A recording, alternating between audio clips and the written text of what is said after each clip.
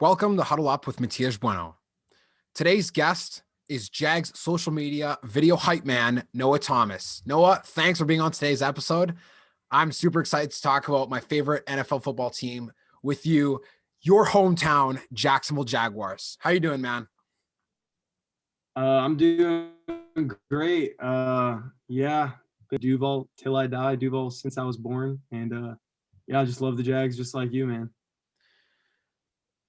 Now, regarding what you do on social media, you've been very well known for making hype videos and super cool edits about the Jaguars, whether it be the Welcome to the Jungle tribute to Trevor Lawrence, whether it be A-Rob making a return.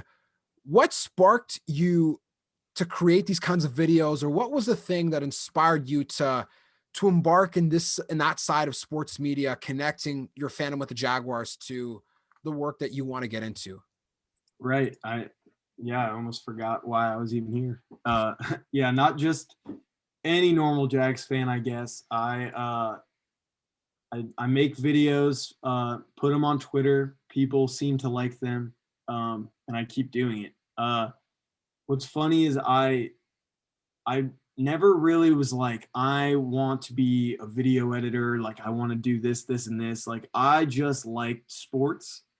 I knew I wanted to do something in sports, and I knew I liked the Jaguars. When it came to video editing and Photoshop and all that stuff, that was me just learning because, my friends used to play video games. This was like middle school. My friends and I played video games. I was more of a sports game guy. They liked Call of Duty and all that stuff. I played with them, but they like to, do highlights of all their cool, stuff that they, all their kills that they got on Call of Duty and, trick shotting and all that stuff. And they post it on YouTube. And like, yeah, we're having so much fun, like just posting videos on YouTube, commenting on each other's stuff, like getting subscribers. And I was like, oh, I want to do that. And then I was like, well, I can't really play Call of Duty that well. So got to figure out something else. And one of my friends was like, oh, you can be my, like you can put together my videos, or you can be my graphic designer, which back then was called like GFX artist is what the name was, like GFX graphic effects. So I was his GFX artist, and I would make his logo for him, and I would edit his videos for him. And they weren't anything special. Like I don't know, 12, 13. And that's where I got introduced to the softwares of Adobe Photoshop. And at the time it was Windows Movie Maker. So it was nothing special. And I just, I'd play around with that. And then I kind of actually steered away from Windows Movie Maker and just started doing Photoshop. And through that, I would make more people's logos. And then I would use my knowledge of making people's logos and make people desktop backgrounds or make people edits. And then I got to high school, and my sophomore year, I took a Photoshop class, and I learned all this stuff about Photoshop. And now I'd say I'm pretty decent at Photoshop. But through that, learning all the keyboard shortcuts and learning about layering and learning about all this stuff, I was able to translate that knowledge into iMovie, Adobe Premiere, Final Cut. So I had that knowledge going into college, and then I saw a video. I believe the Indiana Hoosiers football team posted it, and it was a video of their football team to a Star Wars trailer. And it was a different Star Wars trailer than the one that I originally posted. I didn't directly copy them, but I thought it was just such a cool idea to like put, because the trailers themselves are already so hyped up because they want to get you to see the movie, and then putting football highlights over it just seemed perfect. So, I jumped on my computer, found a different Star Wars video because, like I said, I didn't want to directly copy them. It was for The Force Awakens was mine, and at the time, I think The Last Jedi was coming out or whatever it was, and I plugged in a couple Jaguars highlights. I had like a video of Jalen Ramsey walking in slow motion, AJ Boye walking in slow motion. Put it to the clips, loaded it up, made the video, and I was like, this is kind of cool. Like, I really like this. I showed my roommate, and he was like, I didn't even think of doing this. He was like, you should post that on Twitter. And I was like, Twitter? Like, you think it'll, at this time I was getting like 4 or 5 likes on my tweets tops. Like I had like 300 followers, but like mostly kids I knew from school and growing up and stuff like that. And I posted it and it got like 300 likes in 2 hours, and my world was exploding. And I was like, oh my god, like my video's taking off. This is crazy. 300 likes. Not looking back, it's like not even that crazy to me now. If one of my videos gets 300 likes, I'm like, ooh, they didn't like it. But back then I was like, oh my god, 300 likes. And then another couple hours go by, 600. I wake up the next morning, 1,000, and I'm like, oh my god, I have to make another one now. So I like go and I try to like throw another one together. It's not very good. And I'm like, I can't post this because the followers start rolling in. People are like, oh my gosh, this video is so cool. Zach Goodall, who's a writer for the Bucks now, at the time was covering the Jags on Big Cat Country, and he kind of blew it up because I'd known him from high school. And I think Eric Dunn gave it a like, and Cole Hartley, who made videos back then, he gave it a like. So I was like, oh my god, like Jags Twitter likes this video, like I got to make another one. I go to make another one. I hate it. It was like I try to go super different. I put it to a rap song, and it's actually on my YouTube. It's called like 10 Years Later, I think, but it's somewhere there. I never posted it on Twitter because I didn't like it, and I kind of just got discouraged because I was like, my second video has to be better than the first, or else people are going to be like, okay, And then the Avengers Endgame trailer dropped. I think like at 8:00 one night. I could be entirely wrong, but I remember it as dropping at 8:00 that night, or I at least saw it at 8:00 that night. And I immediately was like, this is it. This is my next Jags video. So I started editing at 9:00, finished editing at 6:30 in the morning. I edited the video all the way straight through, no breaks, just grinded at my computer because everything was just falling in place perfectly. Like I had the vision for that video. I posted my most viewed, my most liked, my favorite video to this day, I'd say, was that Jaguars endgame playoff hype video, because we had just clinched the playoffs like right before that. So posted that went crazy. And I'd say like those two are my two videos that like the first video gave me the push to keep doing it. That second video gave me my I guess proof that I could stay doing it type situation, where I was like, all right, I'm gonna keep making them. Made one for the Jags Steelers. Josh Scobie retweeted it, was like, this is awesome. And then made one for the Patriots. Then, started looking up more ways I can make my videos better. Made one where I took the Marvel intro with all the comic books flashing and the lettering, and I turned it all Jags. That one, people thought was crazy. Big Cat Country started posting my videos on their website. USA Today posted that one. I remember I woke up the next morning after posting the one with the Marvel intro, and my friend was calling me. He's like, dude, I just got a notification for your tweet on Bleacher Report. And I was like, oh my God. Still have to this day never gotten another Bleacher Report notification about me. I don't know why I deserved that one, but it was awesome to have. And I've really just consistently been just in the dark ages. I've learned that, people still want, it's been tougher. It's way easier to make those videos when the Jags are good, but in the dark ages, people still want something to, get excited about with the Jaguars. And I've tried to stay creative and produce good content while they haven't been winning games. And I think I've been able to do that. But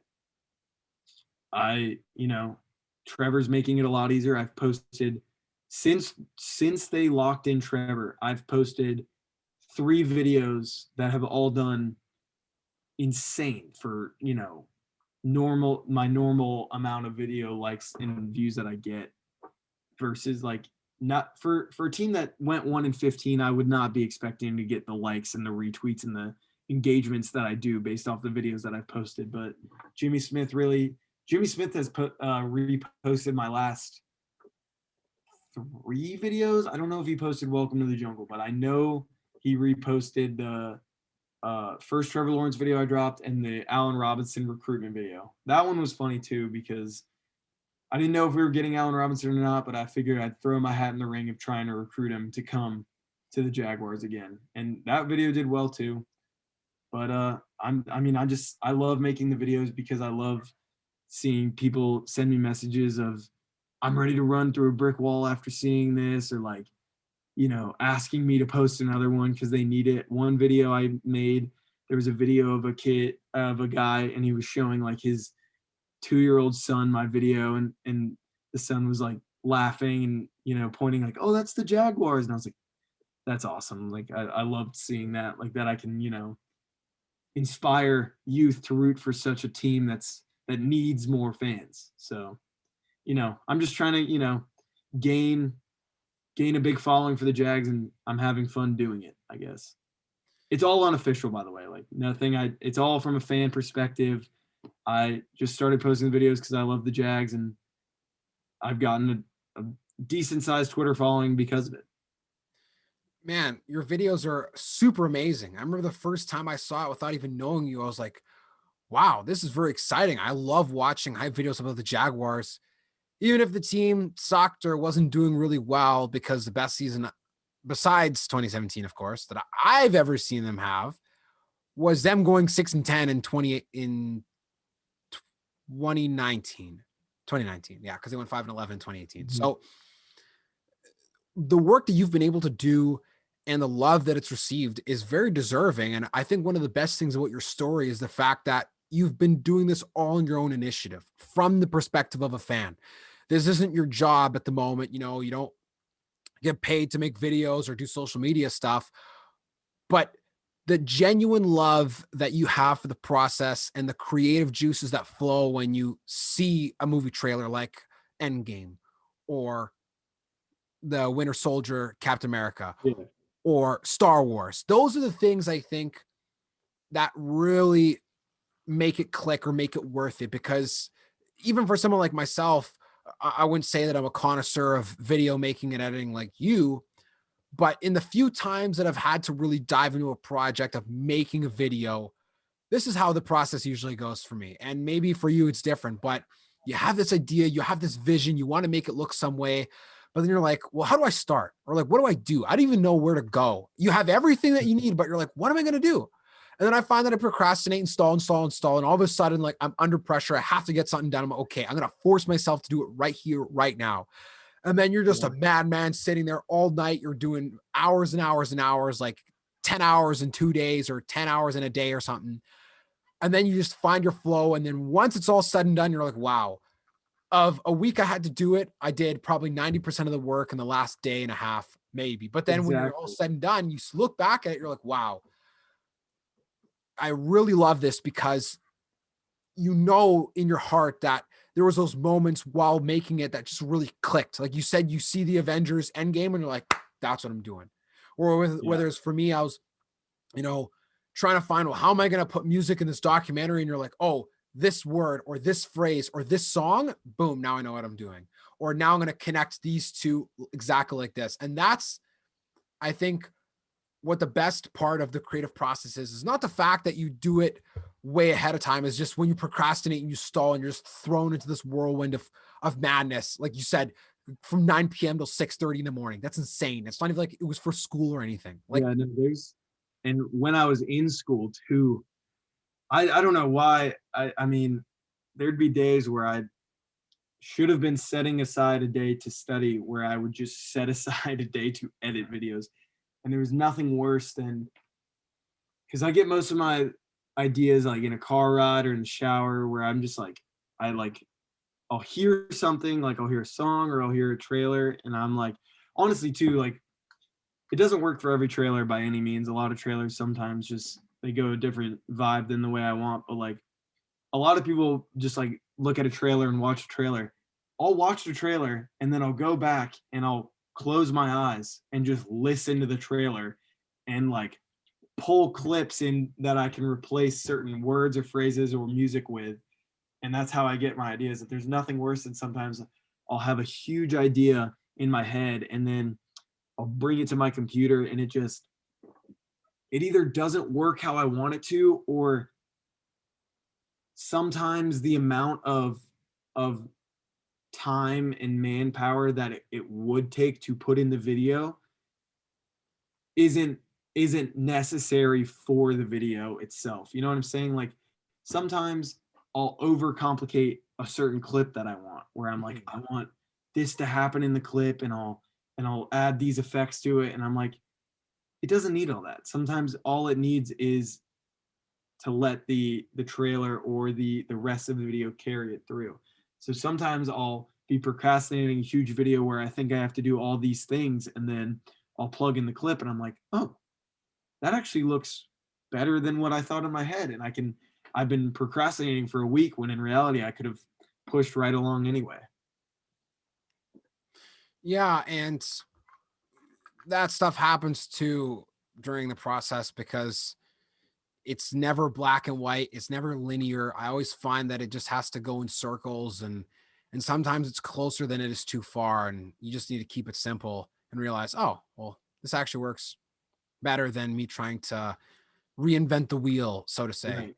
Exactly. using a certain clip. But in terms of making videos, what would you say? What is the favorite? What's the best thing you like about making videos? And what's the best thing you like about Photoshop? Or how do you compare and contrast those two in terms of what you like about them individually?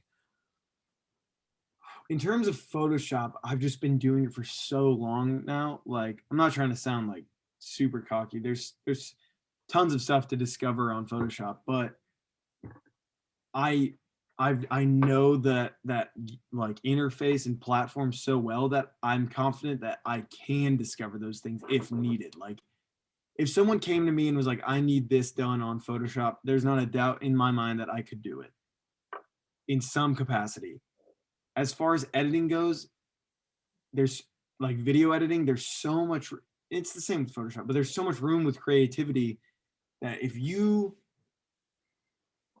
it's almost like learning, like it'd be like, best way to explain it is like, if someone hands you a pen or a pencil and asks you to draw a picture and they want it shaded and all that stuff, and it's like, okay, you have two different types of tools to do it. Are you more comfortable holding the pen or are you more comfortable holding the pencil? When someone asks me to do something super creative on Photoshop, I'm not scared of that because I know exactly what to do on Photoshop to, you know, get me to that situation.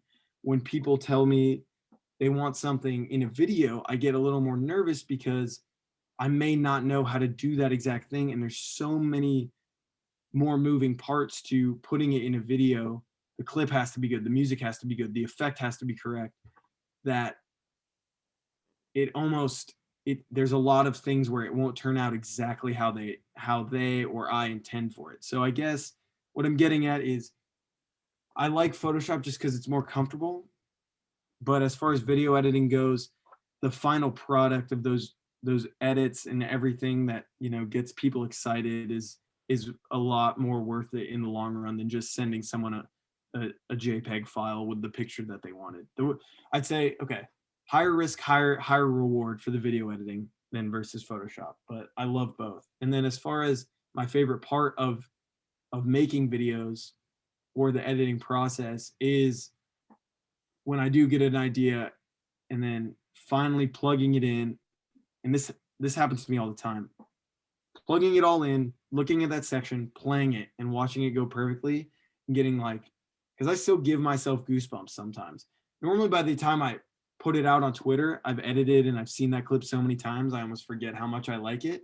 But that first night or that first day when I plug those clips in and I look at the thing that I've been envisioning in my head like actually come to life, I don't think there's anything that can beat that, because I'm just like, I'm the only one that has seen this. Like no one knows what I have seen or made yet. Like it's just my favorite part.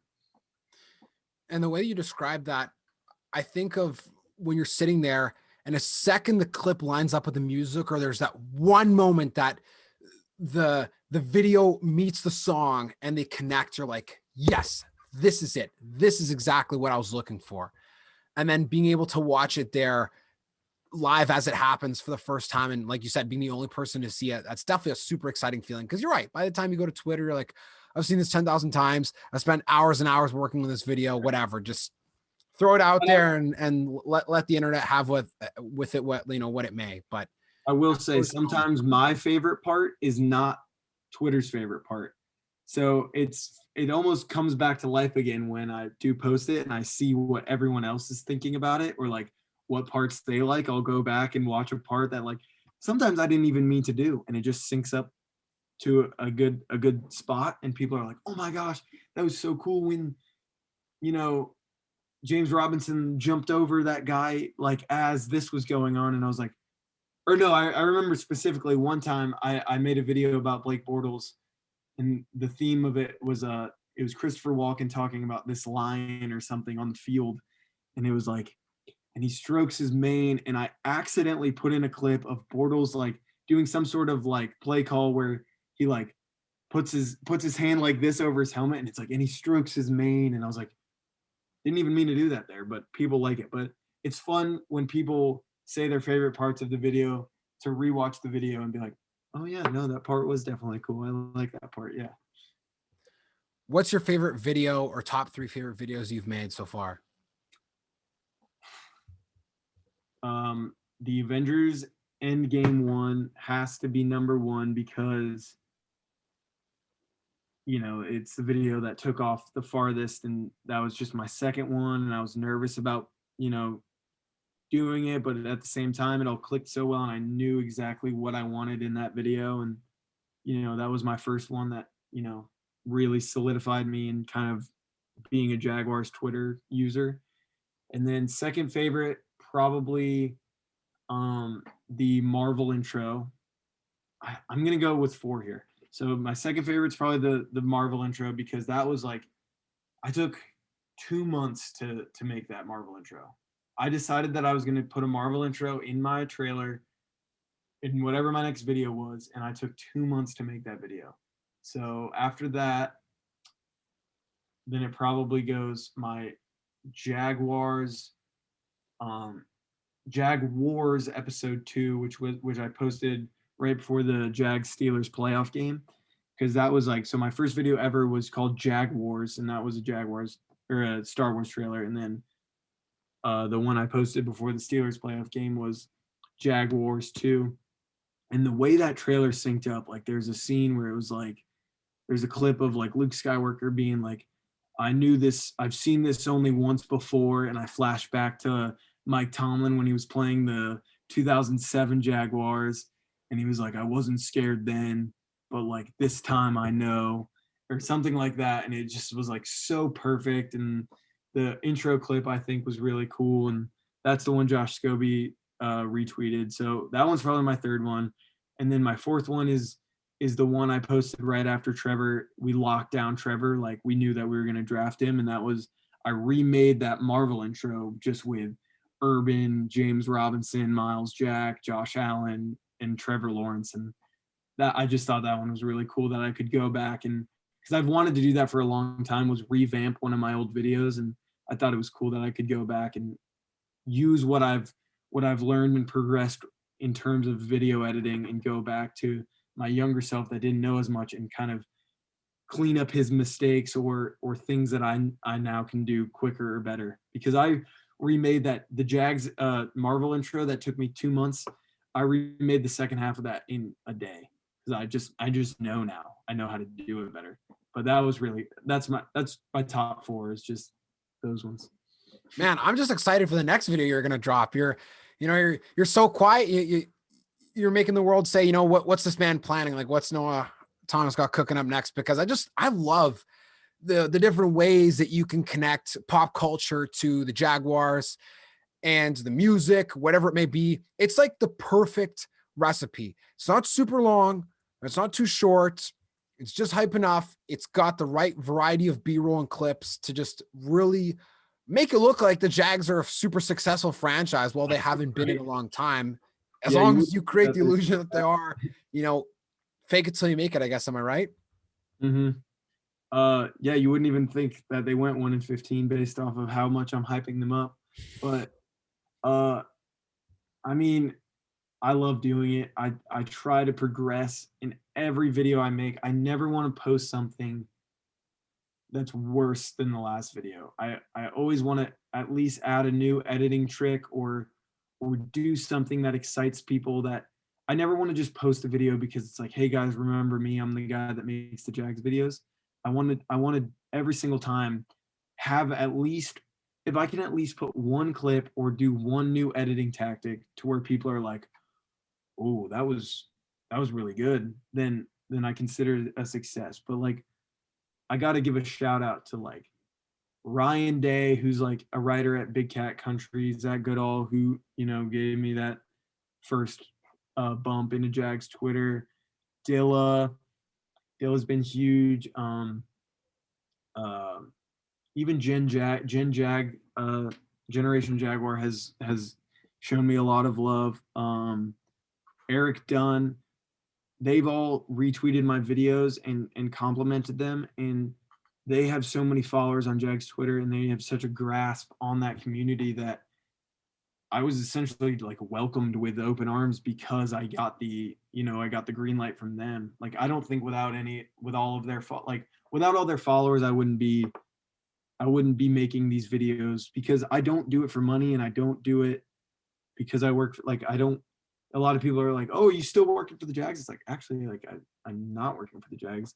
So it's like, I don't do it because I don't make any money off of these videos. I do it because I'm a fan, and ESPN and NBC or, NFL Network Fox makes all these videos to hype up Tom Brady versus Aaron Rodgers, all these matchups, all these primetime games.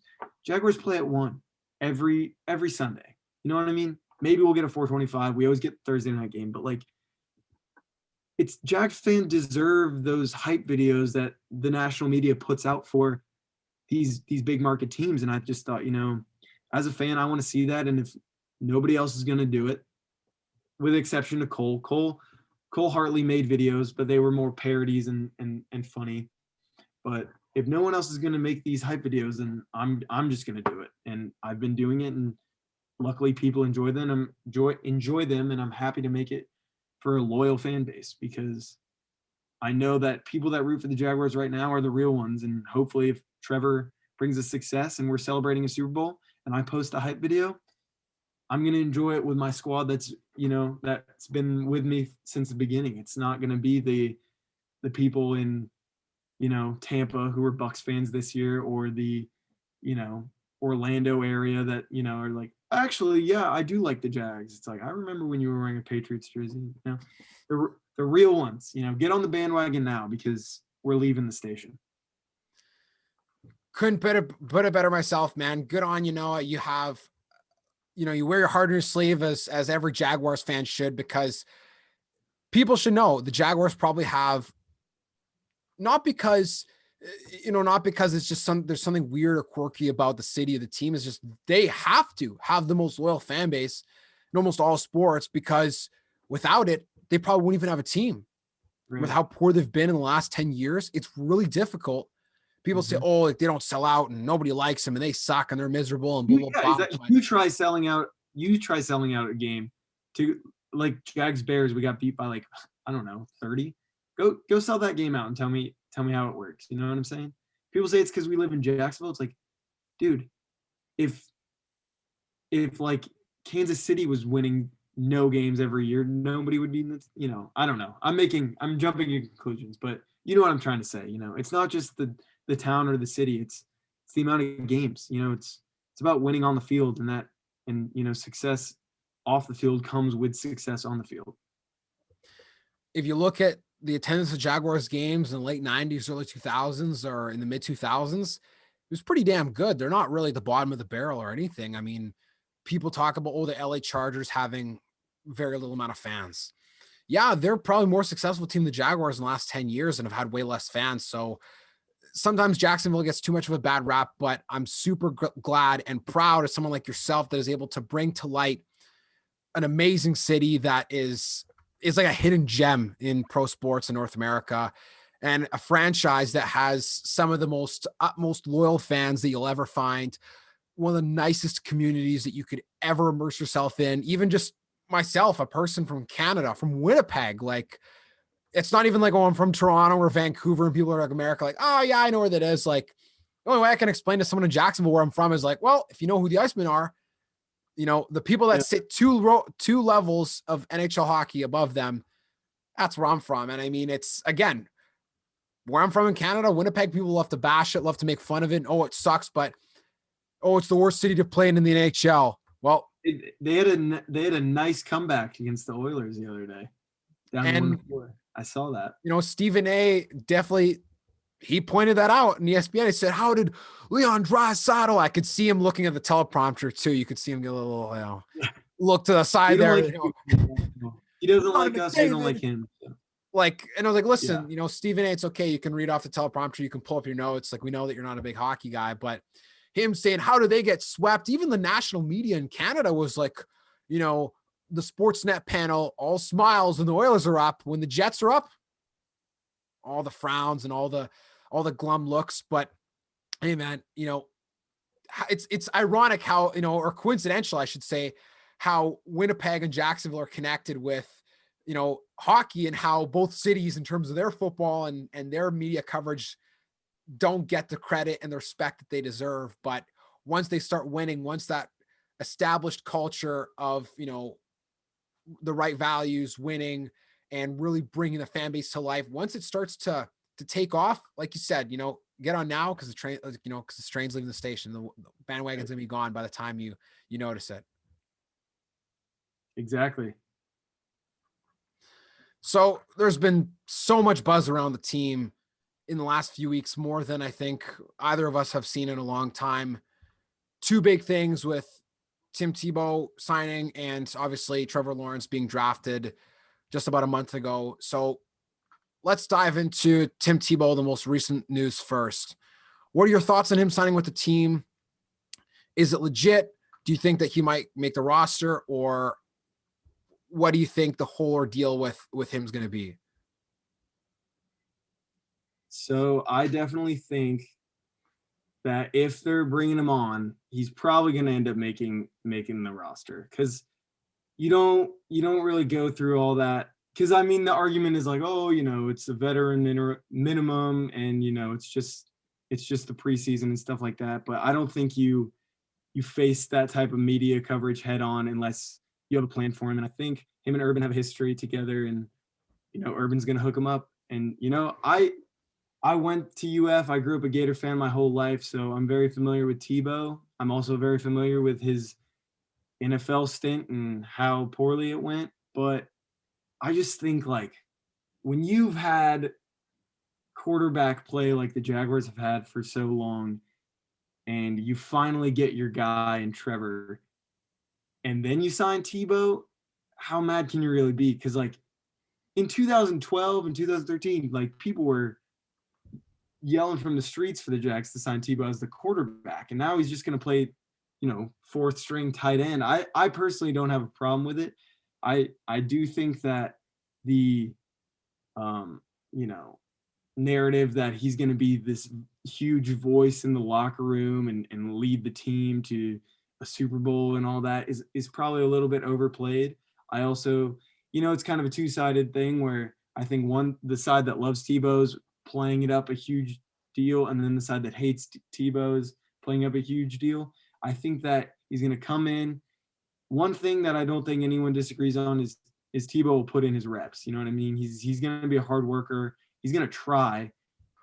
He might not do very well, but he's going to try to. And I think with any player, that's all you can really ask. So as far as Tebow goes, I give it the green light. I'm not too concerned. Just as long as I have my beautiful new quarterback, I'm cool with it. For sure. And especially with the whole, oh, well, he's taking away opportunities from other guys. Tons of NFL teams take chances on flyers every year. Guys that played rugby, or guys that, how many tight ends have made the NFL that never played college football and just played basketball and have ended up being absolutely Hall of Famers, right? Like Antonio Gates or Tony Gonzalez. You look at those guys. Did they say back in the early 2000s, man, that's so dumb. How could the Falcons or how could the Chiefs take a chance on a guy that just played college basketball? Well, I mean, Tebow's at least still been playing at a somewhat high level in the minors leagues in baseball. I mean, obviously it's not the majors, but it's still, you know, see, he's still no slouch in terms of athleticism. Now, I know when Urban Meyer was quoted talking about how he's a maniac with his work ethic, a lot of the Tebow doubters or people that don't believe in him said, well, he should be, because any guy that's good enough to make the NFL has to be a maniac with their work ethic. So I think you're right in saying that it's somewhere in the middle. It's not, oh, he's going to score a touchdown on a trick play, or Trevor Lawrence is going to throw him a game-winning touchdown in the Super Bowl. But at the same time, they're not just bringing him in so that they can get a bunch of media coverage and then cut him after preseason, because that would almost seem like a wasted opportunity or waste of time. Even when he was signed by the Jets and the Eagles back in the day in 2012 and 2011, he at least still stayed on the team for a few weeks rather than just be brought in, create some buzz, and then leave. So Right. I don't think people should freak out too much and kind of stay even keel until we actually see them strap up the pads in the And regular season. as far as taking a roster spot, like, I don't disagree that he is technically taking a roster spot from someone that probably played tight end their entire life and knows the position. But like you said, that's how the NFL goes. I mean, people sign players all the time that may not be better than some kid putting in work in the middle of, Nebraska. You know what I'm saying? Like, I think that with the Jaguars tight end room right now, there's so much room for improvement that signing a guy like Tim Tebow versus signing anybody else is not gonna make too much of a difference, solely because I don't think Urban's focusing on the tight end position as far as where the offense is going. If he was, we probably would have signed Jonnu Smith or Hunter Henry. We probably would have drafted a tight end earlier in the draft. I think that his game plan is not to target the tight end, and that's why there's so much breathing room with signing someone like Tim Tebow. And especially you talk about that perspective of Urban not focused on the tight end position.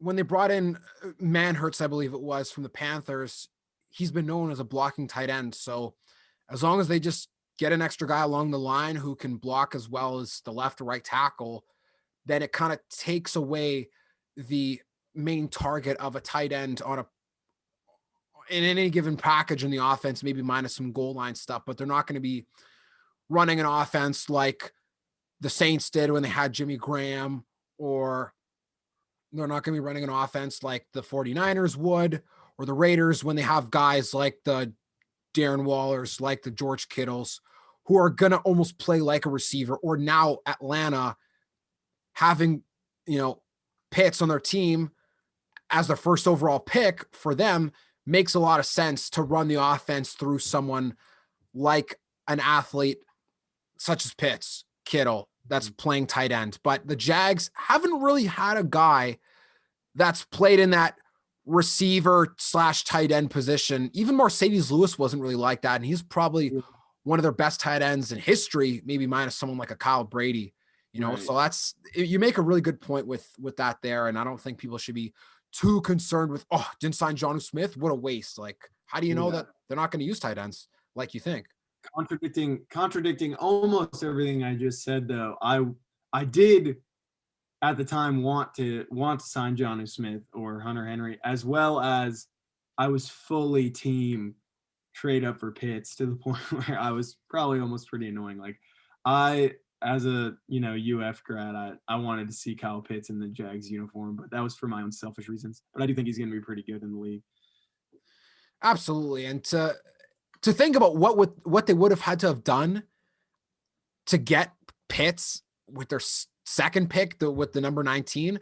I think there was a soundbite of Trent Baalke saying to Urban Meyer, I saw it on Twitter a few times from different Jags media people, about Baalke saying to Urban Meyer, yeah, so how are we going to get Pitts, or something along those lines? It's like, you'd basically have to give up probably the rest of your draft in order for any team to give you the position to take Pitts. Yeah, I think I was excited because prior to the draft, there was a couple hints that Urban really liked Kyle Pitts, and I was like, oh my God, it could happen.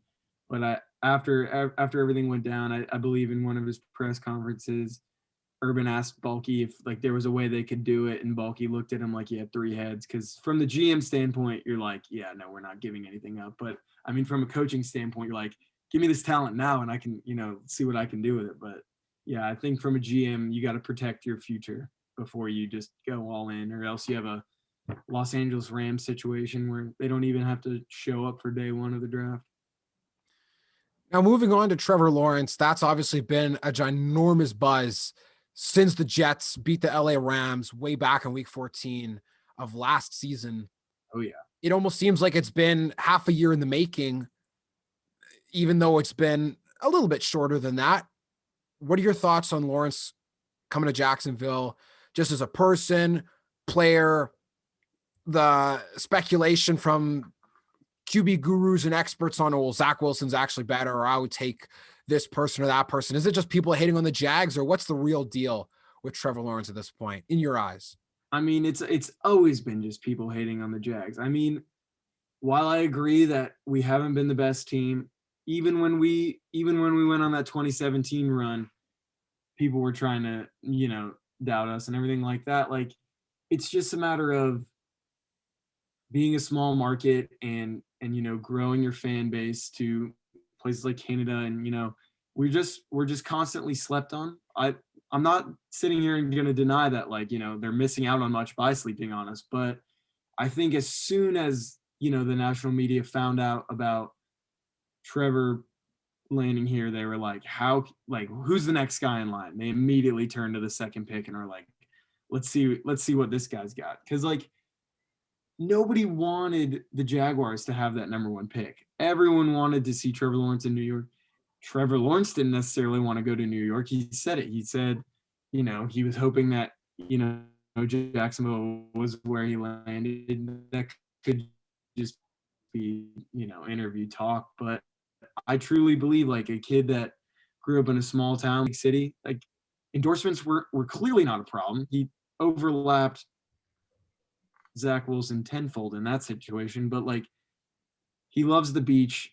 I can already tell based off of what I've seen from, his wife's Instagram and what kind of, attitude she has. But I think they're going to love it in Jacksonville. And I think the national media is trying way too hard to act like it's not a good fit, because we've earned a franchise quarterback. I mean, all respect to Mark Brunell. I think he was a great quarterback, but he's not Tom Brady. He's not Peyton Manning. He's not anyone that you can really hang your hat on and be like, well, we had that franchise quarterback. So super excited for Trevor. I think that teams are scared.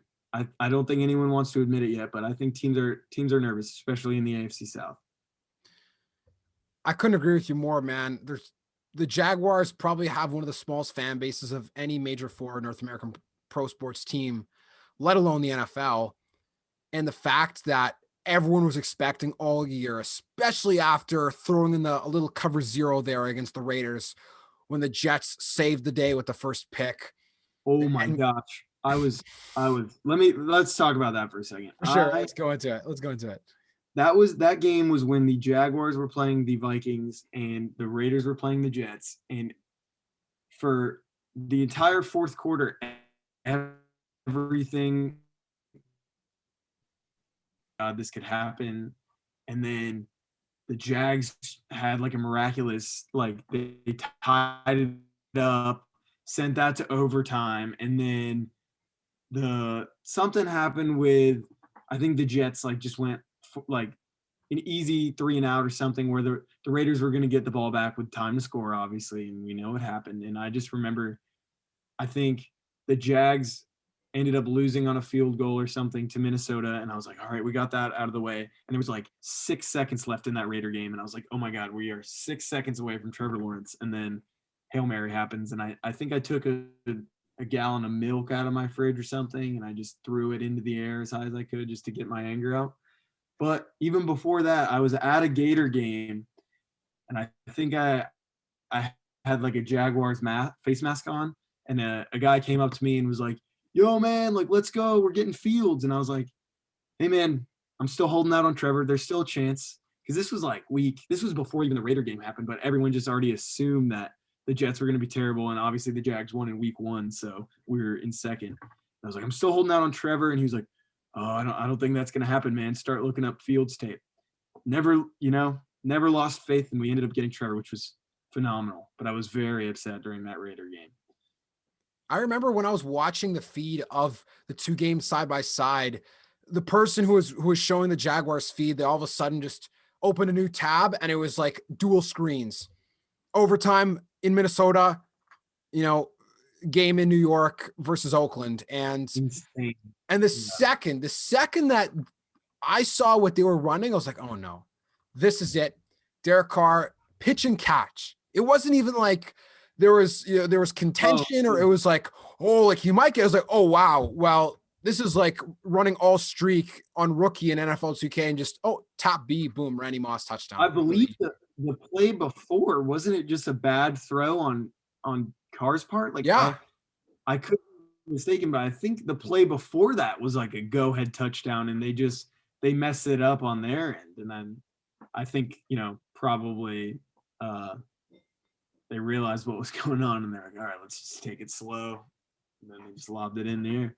But that Jets game too, I was like, they were up 20-1-0, and I still was just not excited. I was like, after that Raiders thing, I was scarred. I was like, I'm not celebrating. I'm not jinxing until the clock hits 0. And I remember going into the game against the Rams, they were up after the second quarter. I was like, not going to say anything. Just, it's fine. The Jags played in how many 1-score games and went 1-15? Like 6 or 7. I think it was like 5 and 7 weeks or something that they lost by. You have to appreciate less than a score. Like, so like, you almost have to appreciate that because you're like, oh, they gave us a game and still, let us Trevor. I remember when, who was it? I think it was the Browns game. It was when they played the Browns and the Browns get a holding penalty on 3rd and 1. Oh, great. They might actually get a win because I was thinking, well, if they don't get Trevor, at least they can just afford one win just for the sake of, smiling. And then Baker Mayfield throws a screen to Nick Chubb, barely breaks a first down marker, hits the deck, game over. And I remember commenting, I was very lucky. That was like,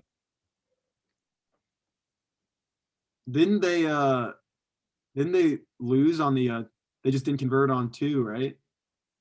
You're like, thinking of score it and then we, that game and the Texas game. They failed because against the Browns, they went for 2, even though they didn't need to earlier in the game. And then it came back to haunt them because they needed to go for it later and couldn't get it. And then the Texans, they had to, after Jake Luton did the spinorama, and then they didn't get it. And then Texans got the ball, and then that was it. But in the Browns game, I remember like right afterwards on social media, I just commented like entertaining tank game. And that was like one of the top comments because that's basically what most of the Jags games became during the middle of the season. As long as they made it close, make it close, we can still smile. And then that's it. Like, and then they lose. You look back on that Titans game in like week 2, and that's got to be like the cream of the crop tank game because that thing was close the whole time, and then we just lost. And then looking back, you're like, well, all right, at least we lost and got Trevor. But back then, I remember everyone was like, oh, that one hurt. I actually watched that game with my buddy who's a Titans fan, and we were looking at each other saying, this is for first place in the division in week 2, and then look how things turned out. I honestly think, and I want to know which game it was for you that signified, okay, this is the straw that broke the camel's back. For me, when they lost to Detroit, I was like, they're going 1-15. There's no way. If they lost by 3 scores to Detroit, it's over. Like, the only way they'll get Trevor is if the Jets win, because I was seriously convinced the Jets probably could have went 0-16 if they really tried. I want to say, so I don't think there was ever a point where I said they're going 1-15 because that number now, I'm used to it, but that number back then sounded crazy to me because even during that Bears game when like after the Jets beat the Rams and we still we had to lose out the rest of the season before they ended up beating the Browns too. I was thinking like, oh my God, are the Jags going to come out here and just win a game and then all of this is going to be for nothing? But so I can't say that I ever was like, let's go 1-15. I think that I'm starting to look at, Justin Fields and Trevor Lawrence at the game that comes to mind, and it's pretty early on in the season, but I remember going into that Miami game kind of expecting to beat them, and then Ryan Fitzpatrick just, demolished us. And then I can't remember what game was after that, but I think we strung together. Well, we did.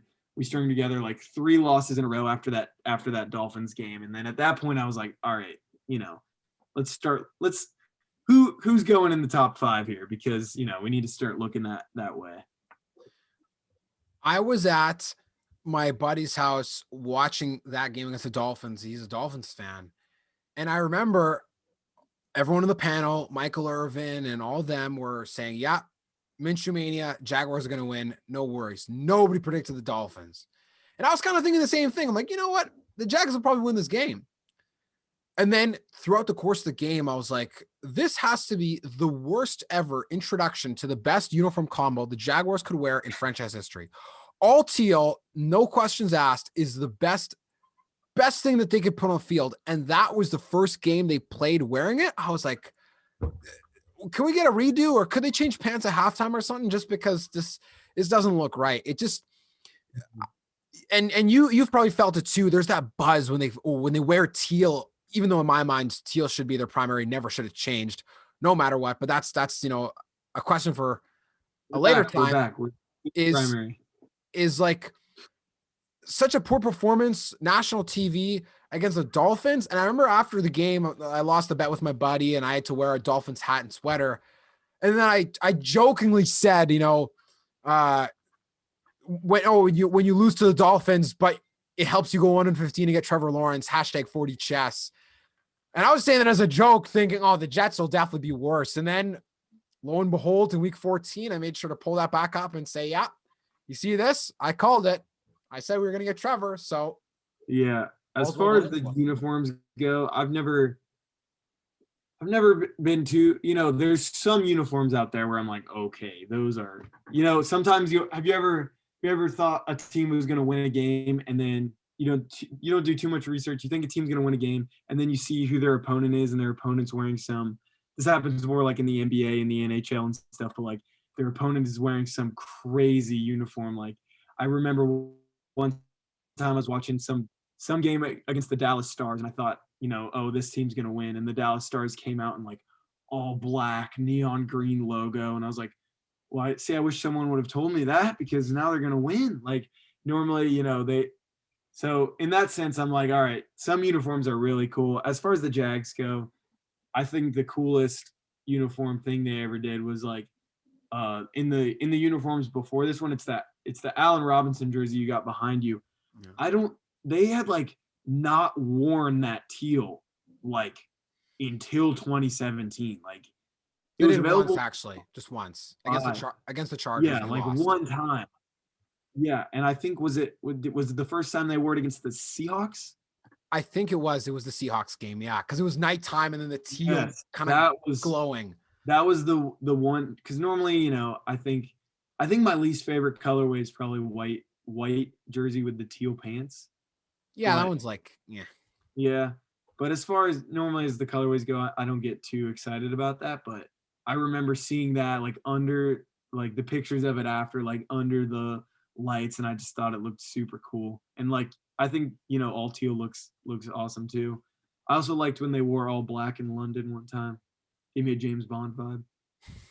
Yeah, the all black I think is classic when that is prime time, because I know that from whatever it was, 2003, I think was the first year that they finally had black jerseys, until when Shad Khan came in, then black became home, and that was in 2012.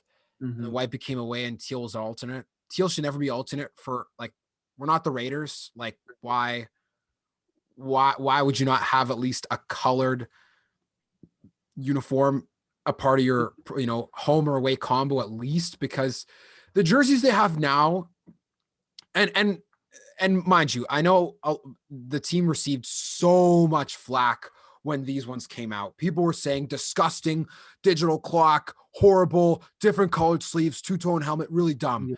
But it kind of strangely grew on me. I don't know. And maybe it was the 2017. Maybe I agree. that was the last year they had them. But I mean, Yeah, what did you think when I they was first gonna came out? say, I was gonna say, as far as those jerseys go, they're not my favorite ever is the early 2000s 90s ones, but as far as those ones go, they grew on me too. I thought in the 2017 season when they brought up the teal one, I really liked it.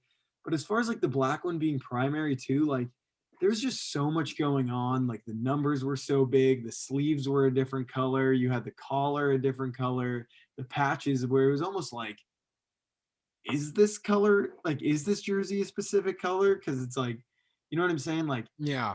it was black, but like now when they wear black, it's like white numbers, everything else black, and it's like I think that looks a lot cleaner. So I think my one gripe with those jerseys, while I do think they were unique and they definitely grew on me, was there was just so much going on, and I thought it was just a lot for a team that wasn't performing very well.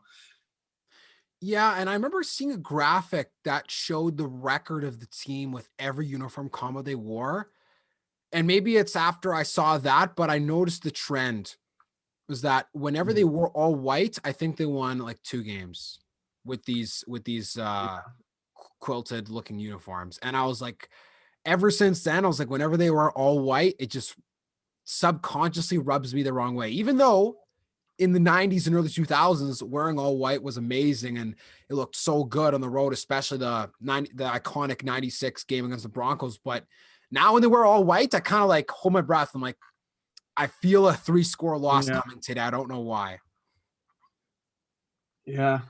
I think I'm still hoping that one day the NFL allows us to run a throwback game, because I want to see Trevor Lawrence in that uh you know classic with the Jaguar on the sleeve situation. I think that'd be awesome. Are there specific rules around how long a team has to be around in order for them to wear retro, or what's is there actually some rule around that? You mentioned the NFL allowing them to, or is it just or is I've it like an always I've organizational always decision? kind of I know the NFL has to approve it 100%. I know that they have to approve it.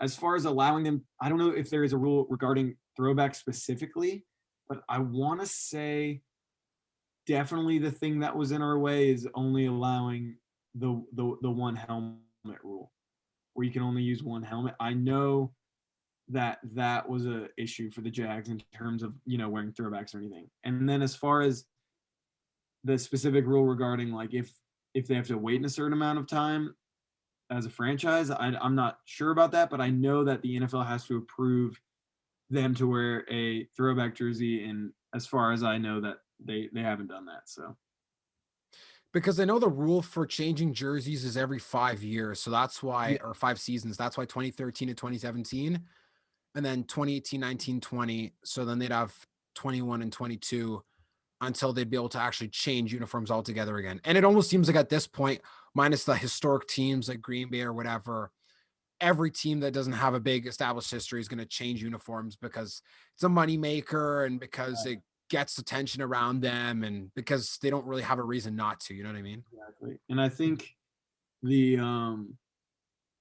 I know that they were just now allowed to change. I think they had wanted to change teal as to primary for a couple years now, but they weren't allowed to because they had just gotten new uniforms. So I know they mentioned that like this was the first year they were allowed to change back to teal as the primary because they got new uniforms.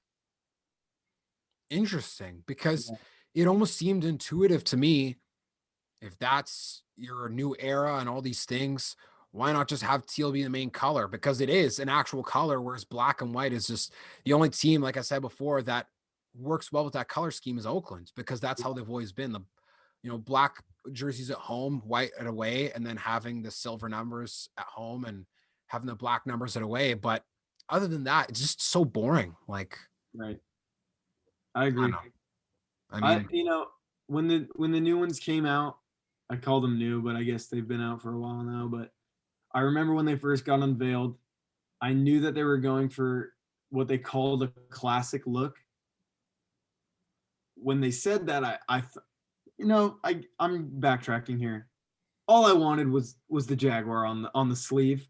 That would have made me happy. I love these new jerseys. I think they're clean, but I do think they are not anything special, which I think they did that because of how wild the previous jerseys were. But if they do a new jersey next or in the next couple seasons, I'd love for them to like kind of meet in the middle, where it's like you take the simplicity of this one, but you add more to it. You know what I'm saying? Like give me the crawling jaguar on the side.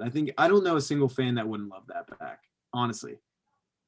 And especially because they had it for the previous eras. They got rid of the Jaguar in the sleeve. I think it was 2008, if I'm not mistaken. 08, 09, 10, 11, 12, etc. going forward. But I've seen some, and I'm sure you've seen them too, people make a modern crawling Jaguar with the new logo and then a body All that the would time, fit. yes. I see that all the time. Yeah. It's awesome. Hopefully that happens one day. And hey, who knows? Maybe in a few seasons after Trevor starts, they can incorporate that when the next jersey change eligibility year comes up. I think that would be super, super cool. Mm-hmm. So to transition things a bit over to talking about favorite jerseys, favorite games. Now we've had a chat before, and for the listener out there, you've been to some of the most important games that this franchise has ever played in your lifetime. And even though, as Jaguars fans may know, there aren't many memorable games that we've had in the last 10 to 15 years, some of the ones that are on the top of the list, or at least in the top 5, you've been able to be at. So I have been able to be at a few. I got my box of tickets right here. Let me see if I can find the biggest game of my life easily, I'd say, was here. It's here in here somewhere. To preface, I followed the Jaguars through their playoff run. So I went to that Bills game.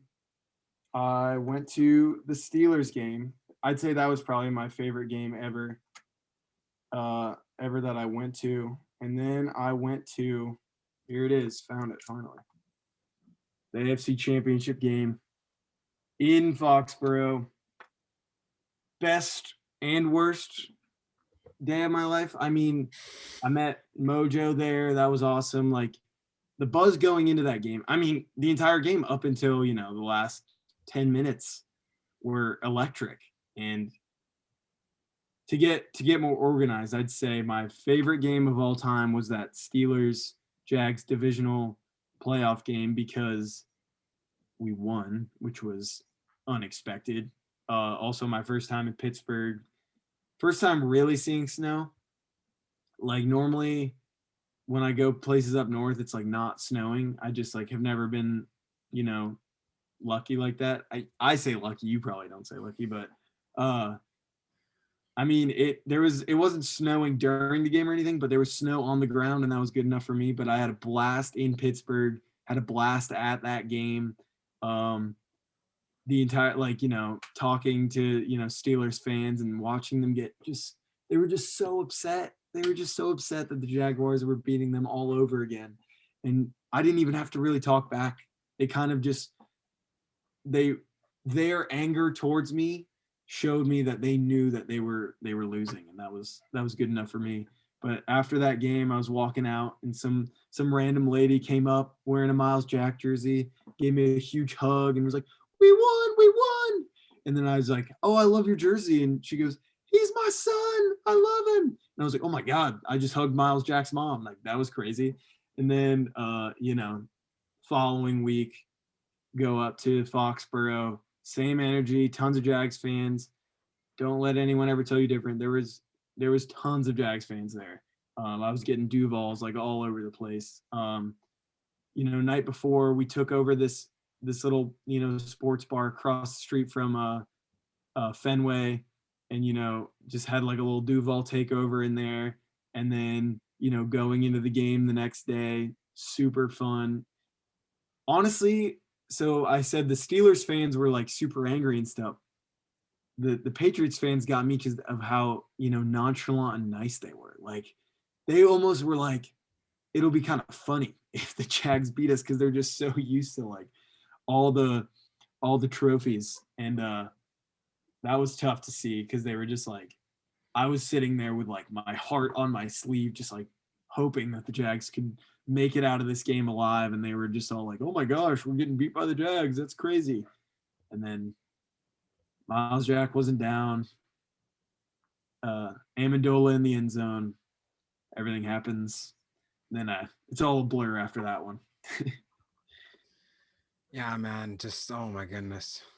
I I almost remember it like it was yesterday, unfortunately. And Yeah. like there was just this like light simmer within my body throughout the entirety of the game. I wasn't watching most of it because I was working, and I got home and I was like, I didn't even know what to say, because I was like, well, don't get too excited, because if they lose, then it's the ultimate gut punch. But at the end of the day, when it was 14-3, and there's going to be BS calls towards the Patriots, and Yeah. it's not even personal against the Jaguars. No, it wasn't. Yeah. That's just reffing in Foxborough, right? The Miles Jack wasn't down. Like I've said before, I actually didn't even think about that till the game was done and I went on social media. During the Yeah. game, I was I like, was oh my also, goodness, no, I we agree. I was, got a turnover. Like, no, and they were decently close to they were, if they weren't in the red zone, they were close to the red zone when we came up on that fumble. So I agree. I was very happy.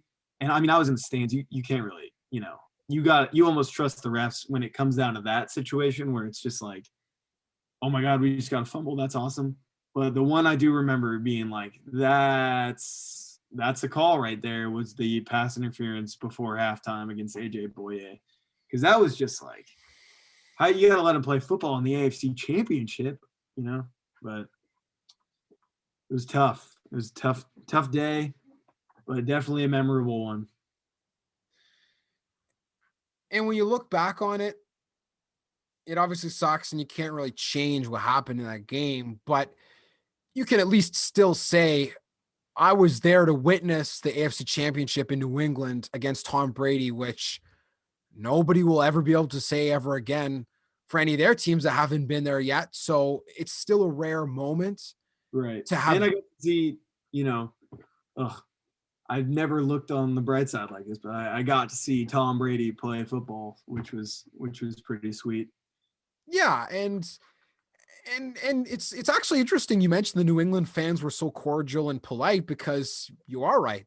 They've been there so many times. Like, if they lose, oh, whatever. I mean, we won the Super Bowl, whatever it was last year anyway. So, oh, I'm like, sure there's a lot that are more competitive than that, but the ones that I was talking to seemed very amused that they were getting beat by the Jaguars.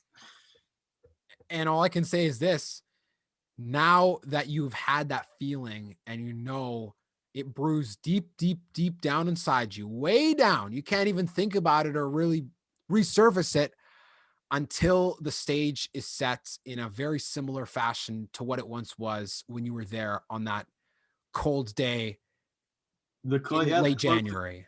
the closest I've been again to that situation was when was the big rematch in week 2. I was at that game in Jacksonville. That was a game that was very therapeutic. It ended up not being as therapeutic as I wanted it to because of what happened later in the season. But I remember walking out of that stadium that day of just like this crushing weight of just like the traumatizing game that I like. It was the last Jaguars game, because I didn't go to the week 1 Giants Jags game. So before that game, the last Jaguar game I was at was Jags Patriots AFC Championship, and then I was going to Patriots at Jaguars in Duval County with home fans. And and when we won that game, that nasty Keelan Cole catch and everything like that, Bortles played well. I was just like, I can sleep again. Like, it wasn't the Super Bowl, but like, oh, it felt so good getting that weight lifted off my shoulders. And you're right, it isn't the Super Bowl, and it definitely didn't take them to the Super Bowl, but at the same time, even myself, I was watching that game and people were like, why are you getting so excited, man? It's just a regular season game. And it's not even like it's for the Super Bowl. But I was like, well, two things you have to remember. One, Tom Brady at that point in his career, there was only two teams left who he had never lost to. One being the Falcons, and two being the Jaguars. He had never lost to them up until that point. And the second thing is the Jaguars had never won a regular season game against New England until that day. They had only beaten the Patriots once in franchise history prior, and that was in the 98 playoffs. They beat them in the wild card, and then they lost to the Jets in the divisional round. It's the only time, and that game was also at home. So fingers crossed. The only thing the Jaguars then have not done with New England is beat them in Foxborough. Yeah. Wow. So they play the Patriots this year in Foxborough. Right? So hometown Mac Jones. You know, Cam's the starter until he's not, but maybe it'll be Mac Jones versus the Jaguars. And if Mac Jones beats the Jaguars, that'll sting. But let's go get a win in Foxborough, I'd say. that is the first order of business for the Jaguars in terms of their things we haven't done in franchise history yet. And there you go. And even when I think back to that game, I wished I would have been at that game in Jacksonville. I thought about buying tickets to that game. I knew, it's going to be 150 American minimum. It's going to be so expensive. But I was like, well, it's probably the last time Tom Brady will play in Jacksonville. And even though I wasn't able to be there in the game I decided to go to later on in that season, they still ended up winning, thankfully. I still let out like the biggest Duval you'd ever had heard in all of British Columbia. I was so excited, so pumped up, and just felt on fire because I was like, they just beat Tom Brady. They'd never done that before. They beat New England in the regular season, never done that before. Blake Bortles played amazing. The touchdown at D.D. Westbrook, oh man, like it just makes me smile thinking about it. You almost think it was very lucky that they ended up playing them the following season because, and especially that early in the season, because, I remember we were supposed to have the Steelers were supposed to have a revenge game against us on Sunday Night Football. And we ended up going downhill so fast that got flexed out. So you almost think like, thank God they got that out of the way in week 2 where we could get that win, because if we had to go face the Patriots in like week 14 or 15, that would have hurt. You know what I'm saying? But everything happens for a reason, and hopefully many more wins to come. Hopefully we don't have to look back on these regular season wins in the future. We can just enjoy the Jags as they are. Absolutely. I couldn't agree more, because it just sounds so sad us sitting here reminiscing about a regular season game in week 2. Like, are we like Cincinnati Bengals fans or something? Like, what exactly? What's going on here? Like them beating Pittsburgh. I mean, don't get me wrong. Like, for any Bengals fans, you have every right to party and celebrate with Ryan Finley beating Pittsburgh. And I think everybody in the NFL who's not a Pittsburgh fan was jumping for joy and having a good old laugh at that one. But hopefully with the new era, things can cascade and take Jaguars fans to a place where the wins that they're reminiscing are ones that everybody's seeing on national television. Mm-hmm. And happening late into the year when there is snow on the ground in some places in the US. Right. So with that, what I wanted to ask you next was, who are your 3 favorite Jaguars players that you have seen at some point in your lifetime of following the team? It can be any position. They don't have to be super amazing. Just who are your 3 favorite guys? So you want them specifically who I've seen play live as well? Yeah. Okay. I would say number 1, without a doubt, Fred Taylor, former Gator, almost lifelong Jacksonville Jaguar. I don't count his stint with the Patriots. We were hurt. He was hurt. It's fine. Doesn't matter. But I watched him rip off a nice run against the Oakland Raiders on December 23rd, 2007. I remember that specifically. I was in section 124 and he ripped off a nice run. So Fred Taylor, number one. I'm going to say my next one would be Jimmy, because just another electric offensive player on the Jaguars. I can sit here and lie to you and say that it was for sure going to be my number two, but there was another number two for a long time, but we had a pretty nasty breakup, and I won't even be saying his name. He's no longer with the team. He's in Los Angeles right now, but he's no longer in my top three. But it's Fred Taylor, Jimmy Smith, and then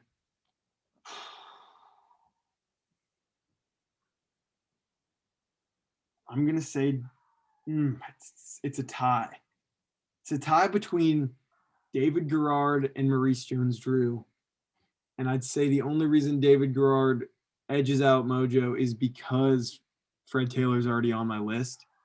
David Garrard, I was alive for Mark Brunell, but David Garrard is the only quarterback aside from Bortles that I like remember watching in the playoffs. You know what I'm saying? Like in that when he beat the Steelers that year, like I had his jersey and everything like that. Like David Garrard was our quarterback, and like you look back and you almost say like top three Jaguars quarterbacks, as crazy as this sounds, would be like Brunell, Garrard, Bortles, just based solely on like, playoff runs and everything like that. So I'm just going to say, for the nostalgia factor, top three is Fred Taylor, Jimmy Smith, David Garrard.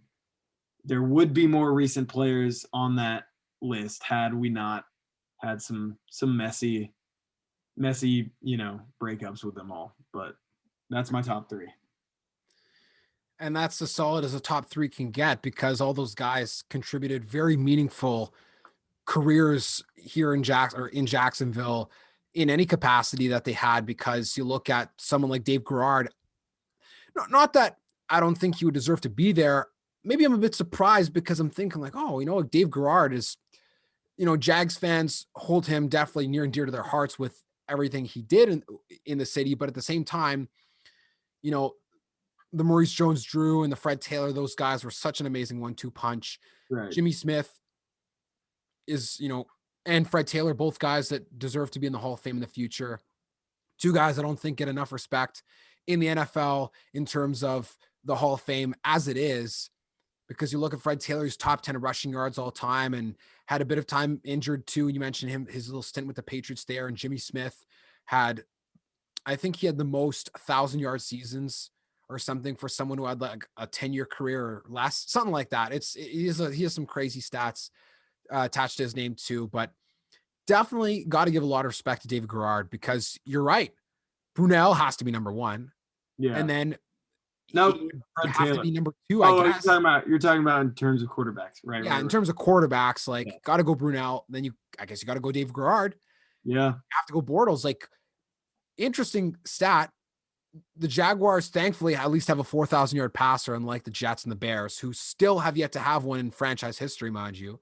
Bears being one of the oldest teams in the NFL, have not had one person throw over 4,000 yards yet. Hopefully they are able to change that with Fields. But for the Jaguars, there's only two guys in franchise history who have thrown for over 4,000 yards. Do you know who they are?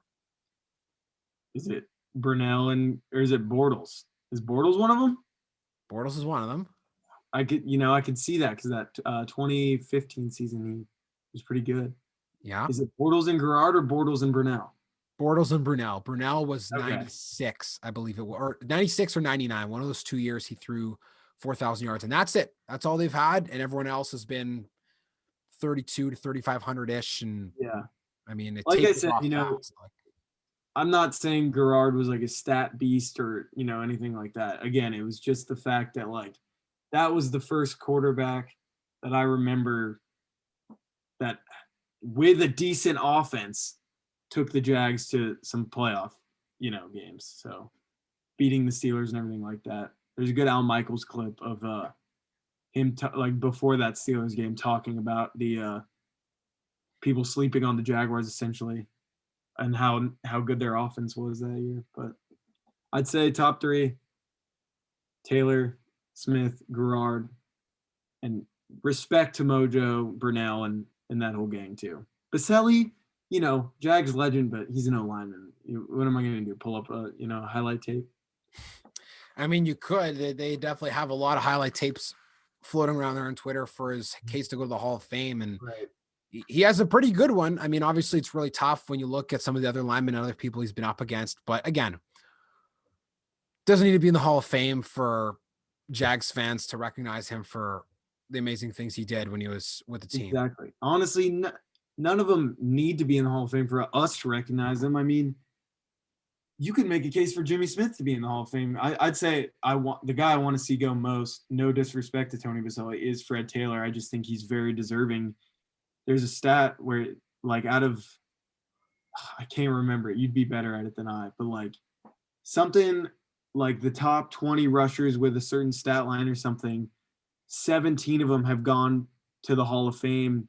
Like 2 of them are still playing, and then it's just like Fred Taylor or something like that. Like, is the only one that isn't in the Hall of Fame based off of the stats he's produced.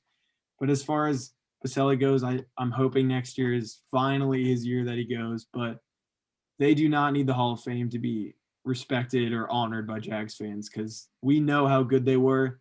If national media wants to sleep on them like they've been doing for 25 years, then they're going to do that. But Jags fans know how lethal Thunder and Lightning was. The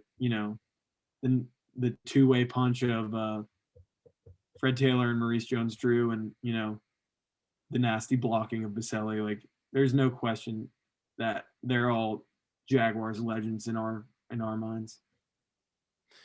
Yeah, it's definitely a difficult deal, especially when you cheer for teams where it's hard to make a case to retire somebody's number, or they're so young that you can't really say, oh, well, this person deserves to be in the Hall of Fame. It's like, well, the team is how many years old and how many years do they play and what did they do? I know in terms of the NBA, cheering for the Raptors, people talk about retired numbers with Vince Carter or Chris Bosh or DeMar DeRozan, but in reality, none of those guys are going to get their numbers retired. Only Kyle Lowry, probably because he won a championship and was with the team longer than anyone else really in franchise history up to this point. So it is a bit difficult right now with the Jaguars, but I think over time that things, once they settle down in terms of building a better winning history, then maybe it's easier to make a case, because even though the Hall of Fame, I'm sure they go through a rigorous process to determine who gets in, implicit bias still exists. So we can't forget that either. Absolutely. We've been slept on, and it's time to wake up. So I know we're getting towards the end of our time on today's episode, so I wanted to ask you a few quick wrap-up questions, have some fun before we part for today. Yeah, let's do it. Who is, in your opinion, the most underrated Jaguars player in your lifetime?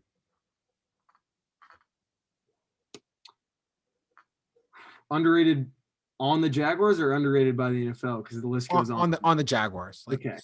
Yeah.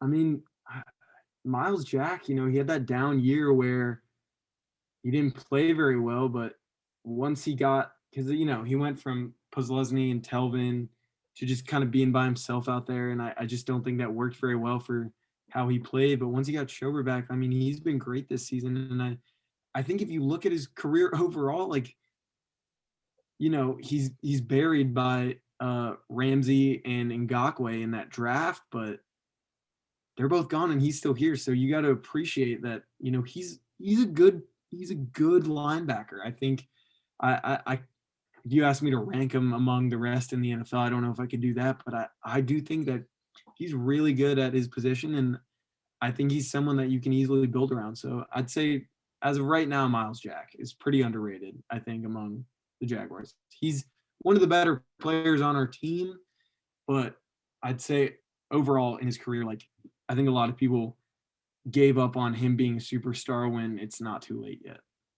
Oh, no, not at all. He's been quietly really good. I mean, maybe people say they point to the game against the Chiefs when he got into the altercation and say, oh, that's it. But you look at what he's done when he was actually playing outside linebacker again. He's pretty damn good. And I think he's quite underrated. Tough to pick. Yeah, it's tough to pick an underrated Jaguar because they're either good and like it's the only thing you're going to be looking at when they play, or because the Jaguars are not the best team. It's no secret. So like when a player is good on the Jaguars, you notice, versus when a player is not very good. I mean, CJ Henderson was good when he was playing, if he can stay healthy. Go get me a tight end. I mean, God, that's a really tough question. I guess I'll stick with Miles Jack. That's my answer. What about What's you? What do you think? who do I think most Yeah. underrated? I mean, I'd probably have to say, like right now, I would probably say Logan Cook, just Okay, that's because fair. That's a like good call. Logan Yeah. Cook is a really good punter. They drafted him. He wasn't just some cheap undrafted free agent. They just signed from the scraps and hoped for the best. They drafted him with a purpose. He's been damn good. He's flown under the radar. I was talking about this with somebody in my comment state on a TikTok video about, what's one player you wish your NFL team didn't draft. So that's an episode for another day with the Jaguars, of course. Yeah. But this person was saying, Brian Anger, even though he was actually good, obviously the fact that Wilson was still on the board sucks, and I said, you're right.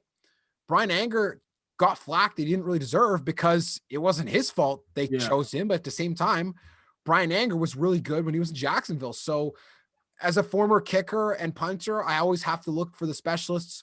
Obviously, Josh Lambo, Josh Scobie have been amazing. Jason Myers was actually a bit underrated too, compared to both those kickers. I know people give him flack for the 1 year he missed a bunch of extra points, but his overall field goal percentage with the Jaguars actually ranks number 1 all time. So it's actually kind of crazy to think of in terms of like his overall career. He was pretty good, but I have to say Logan Cook, like he's damn good, right? Punters for people too. Like Corey Grant, I think is a big one. Corey Grant was great for us at running back. I loved Corey. Just didn't work out, but that's my answer for that. Yeah. What's the weirdest Jaguars game you've ever seen? Or like Big Cat Country would say, the most Jaguar game you've ever seen? Okay, well, the most Jaguars game would end in a loss, but the weirdest one I've ever seen was 100%. I was at this game. I believe, I don't know if someone was getting inducted into the pride of the Jaguars, but there was a bunch of Jaguars from the early 90s, like Mark Brunell, Tony Baselli, I think Leon Searcy, like a bunch of Jaguars were there for something at halftime. They were getting honored in some way. And it just so happened to be, this was in 2014, the game where we were playing the New York Giants, and Tom Coughlin was the head coach of the Giants. And me and my dad went to every single game this season. 2014 was nothing to, get excited about. We lost a lot of those games. But that Giants game, we went down 21-0 in like, I don't know if it was right before the half or what, but we went down 21-0. And me and my dad were just there, and we were kind of used to it. They used to have this thing called like the State Farm Fan Cave, and you would walk up, and they had all these TVs, and you would go look at other games and check your fantasy scores and all that. So we had a good time at the games, but the Jags weren't really a great product on the field at the time. Bortles was a rookie and all that stuff, but all of a sudden a flip switched, and I can't remember the exact details of how we scored. I do remember one was a fumble, a strip sack fumble, return for a touchdown, but we came back and tied at 21-21 and then ended up winning the game. So the Jags had a 21-0 comeback against Tom Coughlin and the Giants when the entire like history of the Jaguars was there in front of it. And like, that was just a really weird game, because it was like the Jags don't usually win games, let alone like come back from behind in them. So I'd say that was my weirdest Jaguar game, was watching the Jaguars come back down from 21-0 and beat the Giants for absolutely no reason. I remember I wasn't watching that game from the beginning, but it was on national TV in Canada because obviously the Giants are a popular big market team, especially during that time. And I remember I was following it. I was like, 21-0, man. Yeah, I knew it. I think they were 2-9, or they were 2-10. I think it was actually, or 2-10. And I was like, oh, here we go. They suck, blah, blah, blah. Like, what else is new? And all of a sudden, they had the strip sack that I think I can't remember who it was, fell on the ball in the end zone, touchdown, and then they had the fumble. Take it to that game. Here you go. Game 7. So they would have been. I don't even know if they had gotten a win yet. I think they got a win against the Browns, but they were probably like 1-6 at that time. And there's your boy Josh Scobie on the cover of the ticket. Hey. But continue. Sorry to interrupt you. Oh yeah, no. And yeah, like you're right. They were just so bad. And then all of a sudden the first touchdown they scored was so wonky. Like it was a fumble, but someone didn't pick it up. And then finally they recovered, touchdown. And then what happened was they threw a touchdown pass to Marquise Lee. Right. You know, something that didn't happen very often that year. Yeah. And then the next one was I think Manning threw a swing pass to somebody, and then Aaron Colvin picked up the fumble, took it back to the house. But because they went for 2 earlier, the touchdown that they scored put them up 22-21. And then Josh Brown kicked a field goal for the Giants. Right. And then Blake Bortles on the play action ran for 15 yards. And then Josh Scobie from 43 or 39 or something like that for the lead, got it. And the next play, I think it was Chris Clemens strip sack Eli Manning, scoops up the fumble, game over. And I was like, wow. Yeah, Tom Coughlin comes back to Jacksonville, and the Jaguars, who are 2-10, win. Mm-hmm. That was a crazy game. The final question that I have for you is, who do you think is the best player in Jaguars history on defense? Best defensive player in Jaguars history. Because everyone talks about the offense, but you're not going to make me say that's tough. I'd say in history, I mean,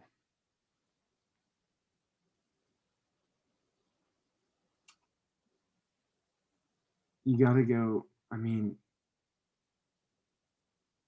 Big John Henderson was mean. I'd say him. You could go Brackens. You could go. I mean, you could make an argument for, in terms of Jaguars history, Calais Campbell came in and made a huge impact. He's recently. I mean, Jalen Ramsey had the potential to be easily. I'm just going to say Henderson just because, I mean, Rasheed Mathis too, though. I'm going to say Henderson just because he was so mean. Like, you were afraid of that guy. You know what I mean? Him and, who's the other guy? It was him and, oh my gosh. It was like Big John Henderson and then the guy on the other side of him or like next to him. They were just a mean duo. I can't remember off the top of my head, but I'd say John Henderson. Yeah, I mean, even when I think of best defensive players ever, like you have to think, well, Saxonville defense, quite a bit of those guys could be up there for sure. Yeah, just because it all happened and it was just such like a flash in the pan.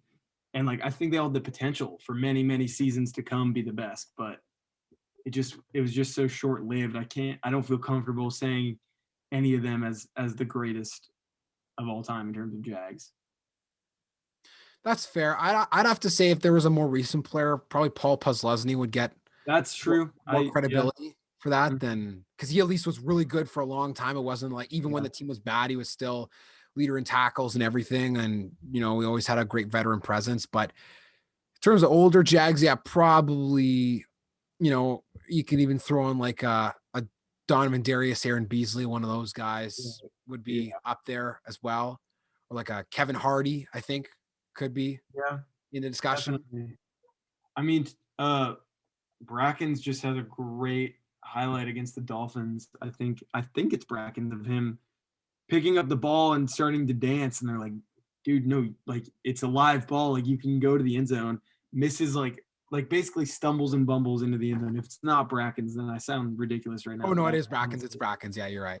Yeah, but it's tough. I mean, growing up, I grew up on Rasheed Mathis, Paul Posluszny, and they were fun to watch. But as far as recently goes, I'd say like it was a generational defense, but unfortunately, it only lasted for one season. And if Jalen was still on the Jags, I'd tell you Jalen Ramsey, but I'm not going to do that because he's not on the Jags anymore. Well, with that, Noah, we've reached the end of our time on today's episode. I want to thank you so much for having been on. It was a great pleasure to talk about something that we both love very, very much, the Jacksonville Jaguars, the creative process of video editing, and just how those two are a match made in heaven when it comes to the disrespect the city of Jacksonville gets from the national media and sports, and the hopeful ascension of the Jaguars, to cascade in the NFL over the next few years. And in all honesty, I think that Urban Meyer is a person that can definitely help steer the team in the right direction with Trevor Lawrence, Travis Etienne coming in as well with his old college teammate, and the rest of the guys who are on the Jags right now are definitely in for a hell of a ride for over the next few years. Well, I appreciate you having me, man. It's been awesome talking about the Jags. There's one thing I'm going to need from you. I know you're from Winnipeg and you don't technically live in the city, but the county stretches across the country, and I'm going to need you to give me a Duval. Duval! That was good. That was impressive. I love it. Thanks for having me, man. Thank you for listening to today's episode with Jags social media hype man, Noah Thomas.